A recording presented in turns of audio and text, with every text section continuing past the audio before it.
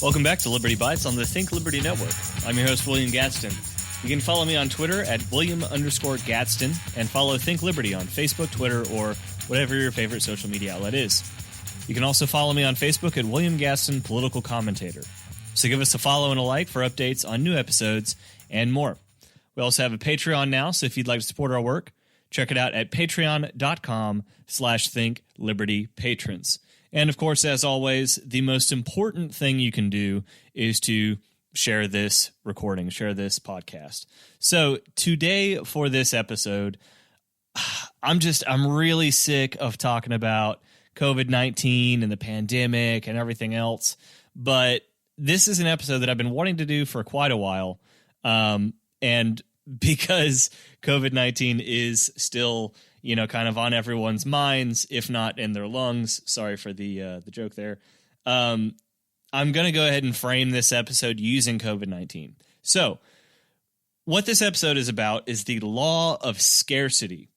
So the Law of Scarcity, for those of you that aren't familiar, is an economic concept that basically says that everything is finite. The best and simplest definition that I could find, just in a cursory search, comes from medium.com that says the law of scarcity simply notes that economic resources, land, labor, capital, and talent are limited, not infinite.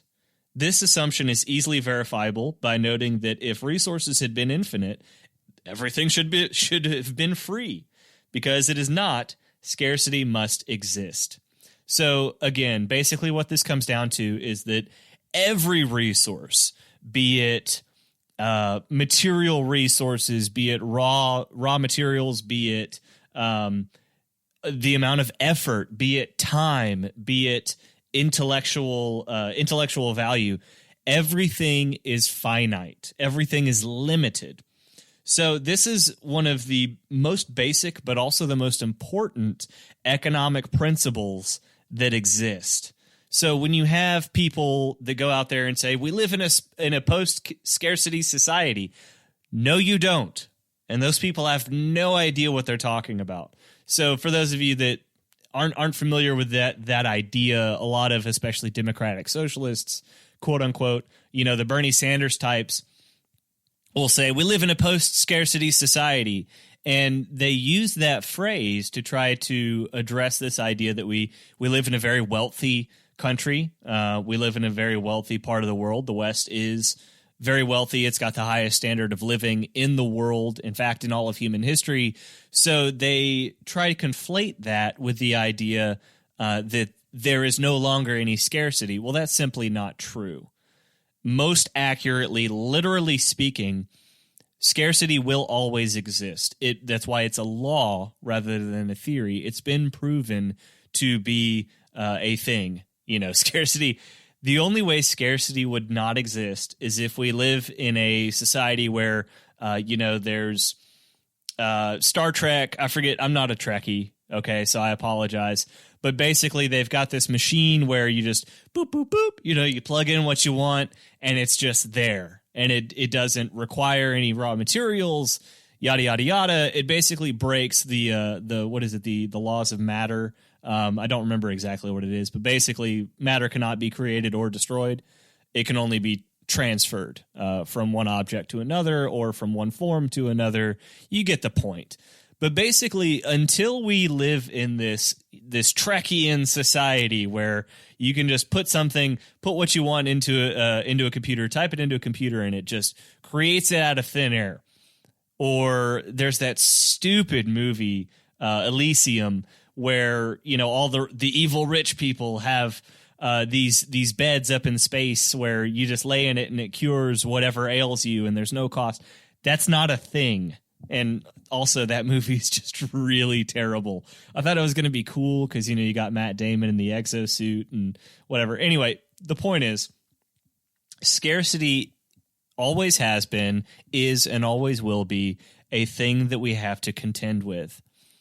So what does that have to do with COVID, as I alluded to earlier in the intro here?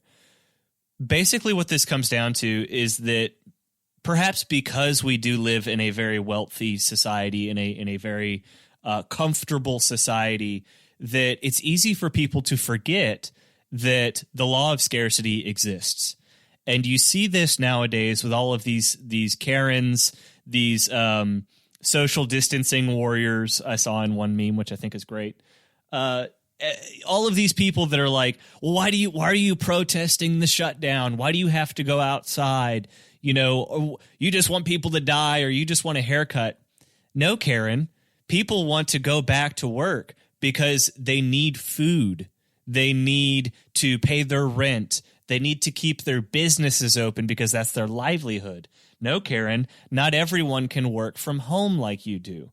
Not everyone has a spouse that has a very well-paying job or has savings or whatever the case may be.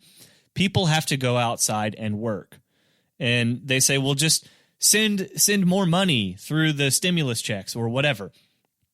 As Tim Pool is fond of saying in the last few weeks, you can't eat money. So all this boils down to money itself is just a medium of exchange. It's just sort of a shortcut that we use in order to transfer goods. So instead of saying, and this is another basic economic principle, instead of essentially working on a barter system where if I've got a chicken and it lays X number of eggs, and I'm going to trade those eggs to you for wheat because you grow wheat.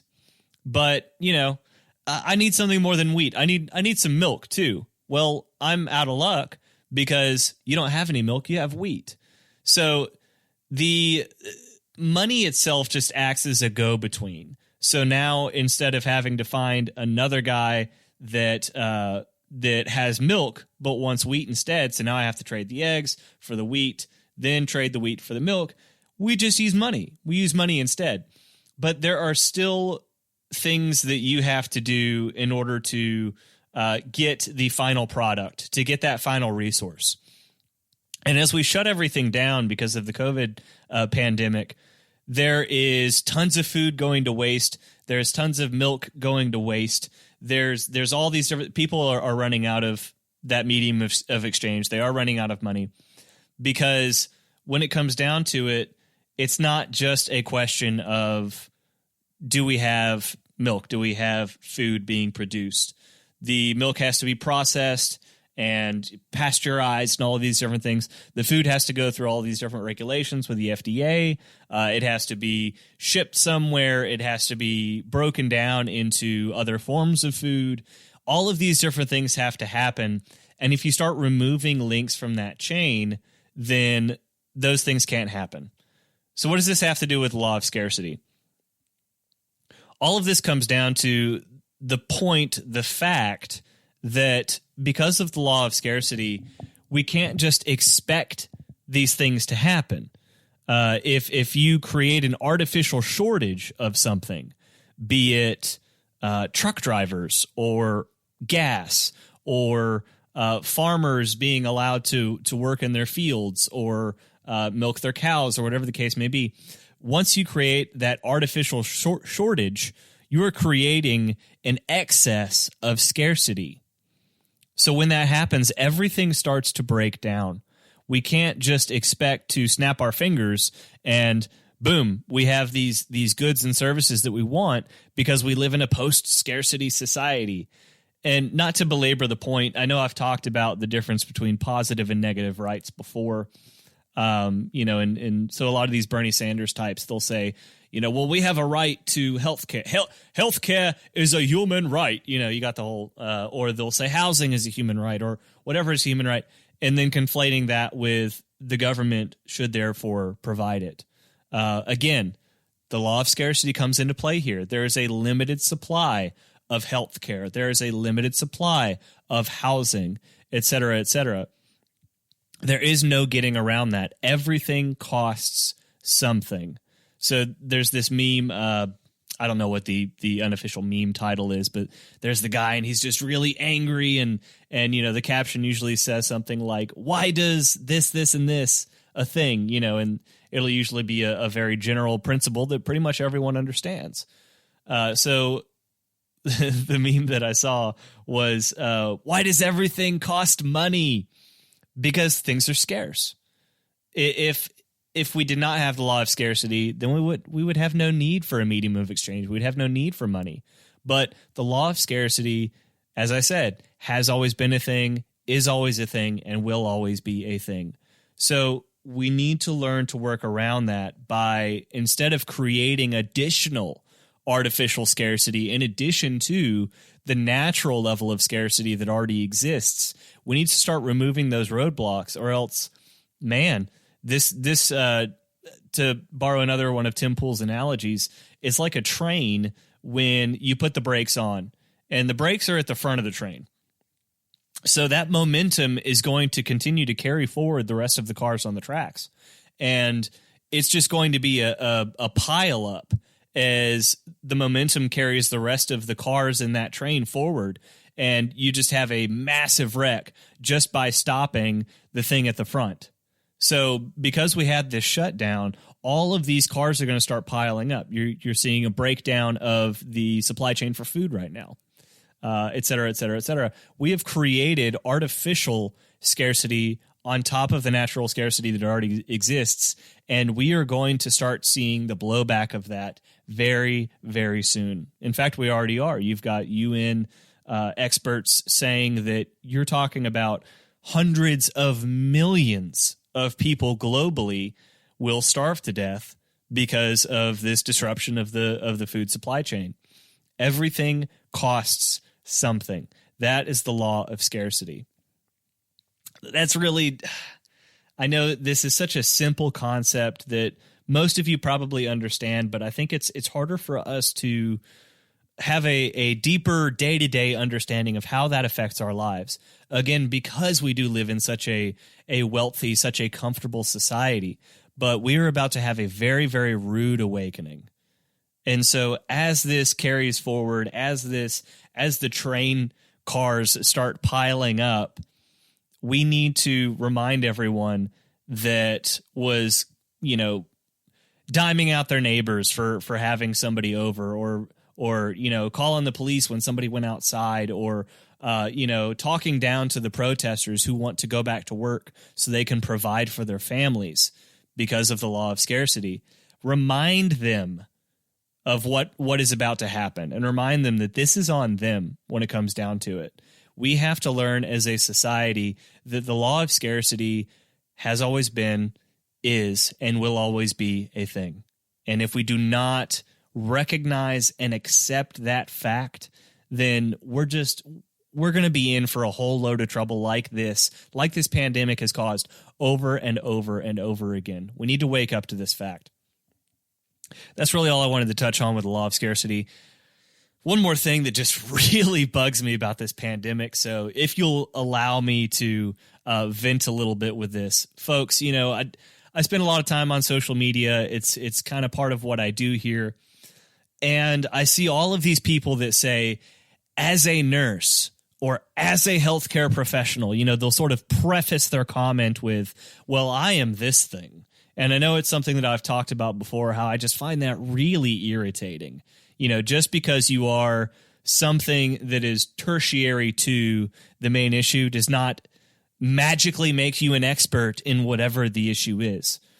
So anyway, I'm a nurse, or I'm a healthcare professional, or I'm whatever. That's great. I am glad that you are doing a very hard job. It requires a lot of education. Good for you. That's not something that I don't know that I could ever do a job like that. Here I am, I talk into a microphone and a camera, on occasion. But that doesn't make you an expert on economics. It doesn't make you an economist. It doesn't make you a law enforcement officer. It doesn't make you a judge.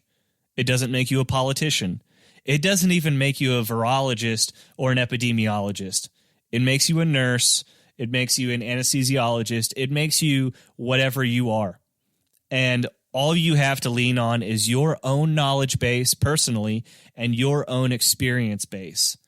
So if you're about to write a comment that says, well, as a nurse or as a healthcare provider or as a health practitioner, I think we need to do this.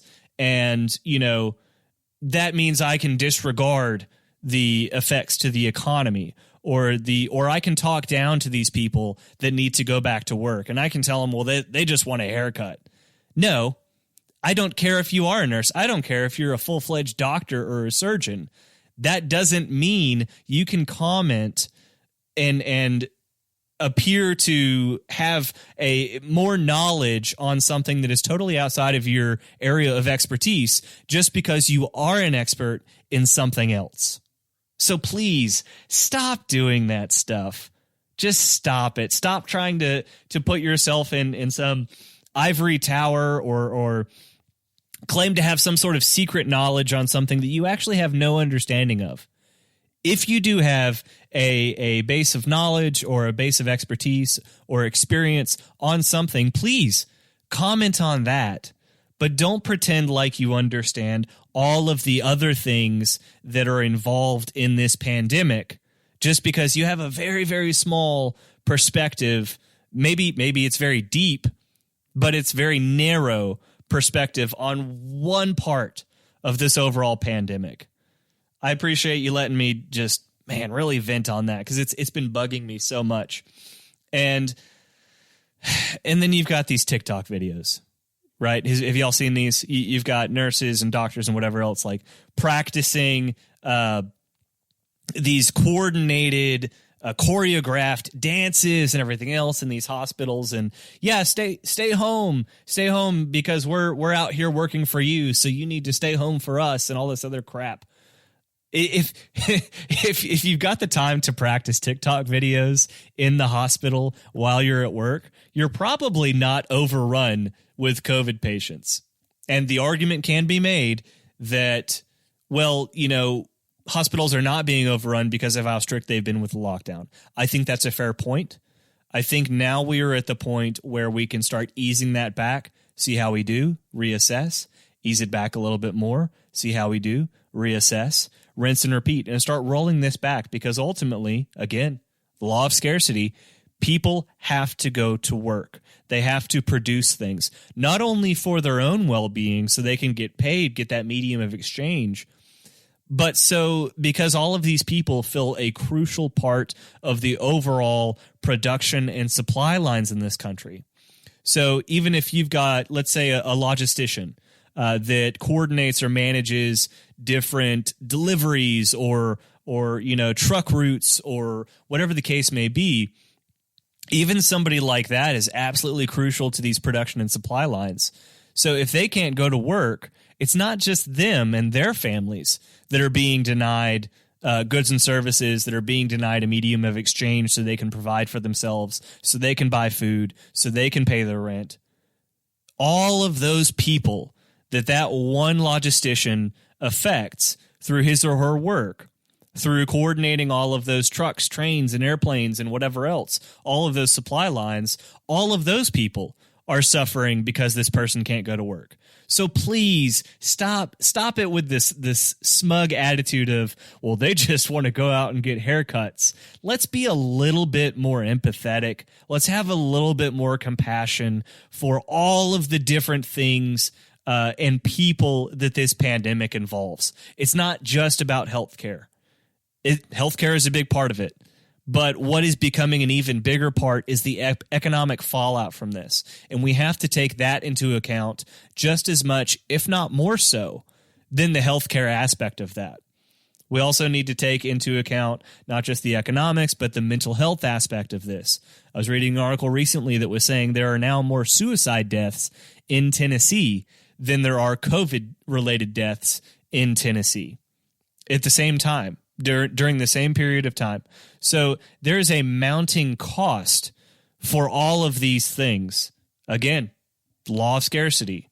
There is a cost to everything. In this case, it's economic, it's mental health, it's financial, it's political, and then, of course, it is physical health as well. But we have to take all of these things into account instead of just focusing on what we think is most important because of our knowledge base and our level of experience or our personal experiences. We need to take all of these different things into account. So stop it with the smug comments talking about, well, as a this or as a that. blah, blah, blah, blah, blah, and then commenting on something that you have no knowledge base on or experience base on. I'm going to wrap this up. I think I kind of got into a little bit of a rant there, but, comment below. Let me know what your thoughts are, unless you're a Karen or a social distancing warrior, or going to start your comment with, as a healthcare professional or as a nurse. Just don't. But if you're not going to do one of those things, then please comment below. Let me know what you think. Let's have a rational discussion on how we can move forward as a country and as a society. And of course, keep in mind this law of scarcity. Thanks for listening, and I hope you'll come back next week to become more liberty-centered with us. I'm William Gaston with Think Liberty.